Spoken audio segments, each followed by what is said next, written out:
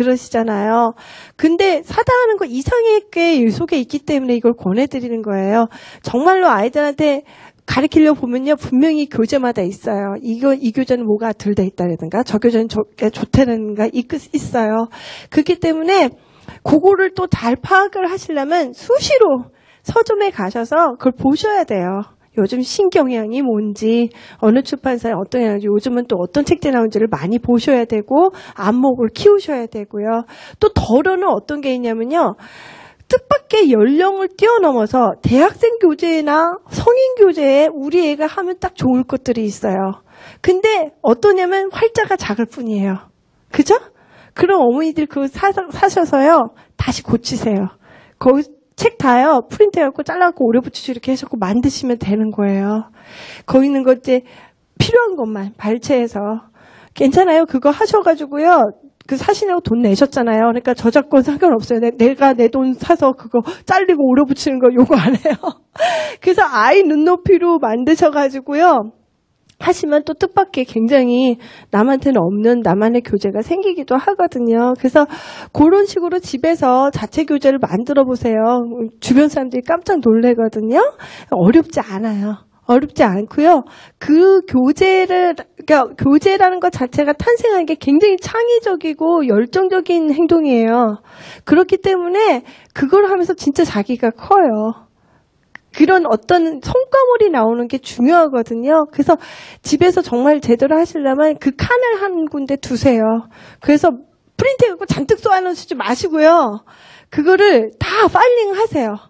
파일링해서 내일은 뭘 해보자. 혹은 애 독해책에서 도마뱀에 대한 얘기가 나왔어요. 나 그거 있어. 그 딱 꺼내서 하는 거예요. 그래서 애도 그 시간에 가면 뭔가 엄마 새로운 걸 주는 그 기대. 그리고 엄마가 가진 전문성에 호응을 하는 거예요. 아시겠죠? 그리고 만약에 그게 영어 교재만 딱 된다고 생각하시면 안 돼요. 아이가 지금 이 연령에 영어를 갖고 공부를 하는 거는 영어만을 위한 게 아니에요. 영어를 통해서 더 세상을 많이 아는 그게 목적이잖아요. 외국어를 하는 게. 그렇기 때문에 예를 들어서 도마뱀이다. 그러면 도마뱀 그거 있잖아요. 백과사전에 어디서 인터넷에 많잖아요. 그런 거 다 자료를 하는 거예요.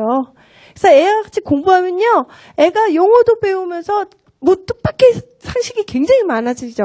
그죠? 그래서 그 과정 자체도 아이와 같이 하시는 거예요. 이렇게 엄마 이거 어디서 써? 이렇게 그러니까 이렇게 찾았다 이렇게 하면 그렇게 해서 엄마는 이런 거 얻는 거구나라는 걸 아이가 또 배우게 되고 본인이 앞으로도 그렇게 해서 혼자서 프로젝트적으로 공부를 할 수 있는 그 방법을 깨닫게 돼요. 그래서 집에서 한번 교재를 만들어 보시라고 교재 만들기를 넣었어요. 그 다음은 좋은 수업 만들기예요. 자, 이제 준비도 많이 됐고 마인드도 됐어요. 이제 실제로 아이랑 앉았어요. 그죠? 그러면 이제 일단 나는 프로라고 생각을 하시고 굉장히 전문적인 마인드로 이제 사적인 기분을 없애시고 얘랑 앉았어요. 일단은 수업이 밝아야 돼요. 어떤 아이는 이렇게 얘기를 해요. 학원에 가서는요, 굉장히요, 웃는 일이 없어요. 라든가. 막 혼나요. 어두워요. 그러면 안 돼요. 근데 대부분 많이 그래요. 그러다 보면 잠이 들어요. 그런 경우도 있거든요. 일단 공부의 밝은 면을 알게 하는 게 좋은 수업의 포인트예요. 그래서 선생님이 자기가 아무리 뭐 능력이 좋고 뭐 해도요, 아이가 공부를 하면서 밝은 거를 못 느끼고 오면 안 돼요. 그거는 굉장히 장기적으로 안 좋아요. 그러니까 공부는 밝은 세상에 기분이 좋아지는 거, 이렇게 얘기를 하셔야, 애가 느끼도록 해야 돼요. 이거를 하면서 얼마나 재밌는 걸 많이 알게 되는지, 또 얼마나 너랑 나랑 재밌는 얘기를 많이 하게 되는지, 그것도 포인트예요. 또 하나는 수업을 할 적에 영어를 하잖아요. 그럼 영어에 대한 것만 하시면 안 돼요. 무슨 얘기냐면요. 저도 이걸 옛날에 교육학 할 적에 들은 얘기인데, 어떤 거냐면 이제 수업을 할 적에는 그 어떤 교육적인 메시지, 영어면 영어 단어를 외고 뭐 설명하는 거겠죠.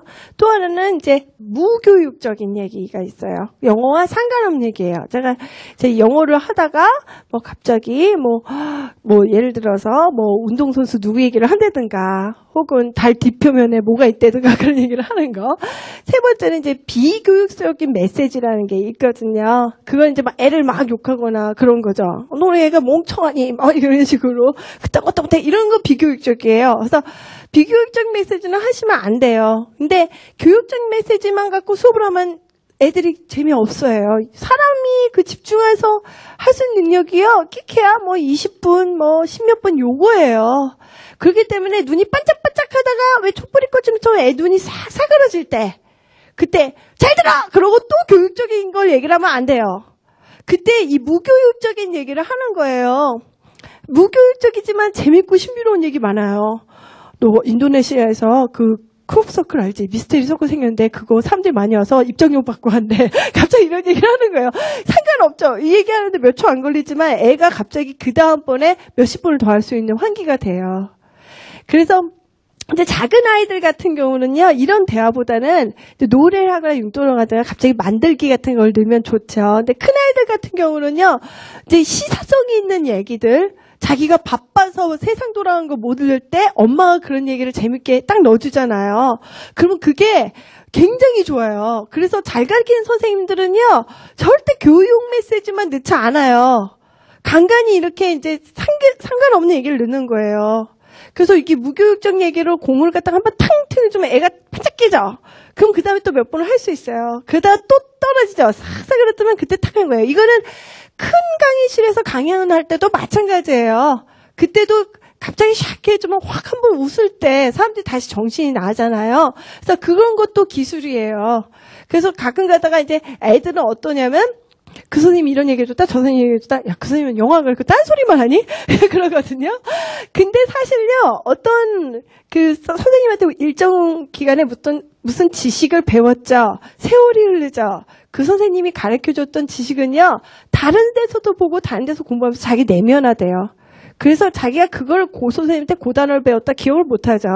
어디선가 배웠고 자기께 된 거예요. 하지만 그 무교육적 메시지만 남아요. 옛날에 생물선생님 맨날 팔만대장경에 이런 얘기를 해줬지라고 그것만 남지 미토콘드리아 어쩌고 그거 선생님한테 배웠지만 그게 그 선생님한테 배운 거 남지가 않는 거예요. 이해하시겠죠? 그래서 이 영어를 가르칠 적에도요. 영어를 하면서 충분히 재밌고 달달하고 뭐 상큼한 그죠? 뭔가 신선하고 애들이 깜짝 놀랄 만한 그런 걸 막 수집을 하셔야 돼요. 좋은 얘기를 많이 듣고 책도 많이 읽으셔야 되는 이유가 그거예요. 그래서 영어를 하다가도 탁 이걸 던져놨을 때 애들이 싹 비타민 먹은 것처럼 팍 깰 수 있는 그런 걸 준비를 하셔야지 좋은 수업이 되는 거예요. 영어만 와장창 해갖고서 이게 안 돼요. 그래서 이것도 일종의 기교죠. 자, 또 하나는 이제 좋은 습관 만들기. 좋은 습관 만들기 이게 제일 중요해요. 왜 습관이 계속되면서 사람이 위대해지죠.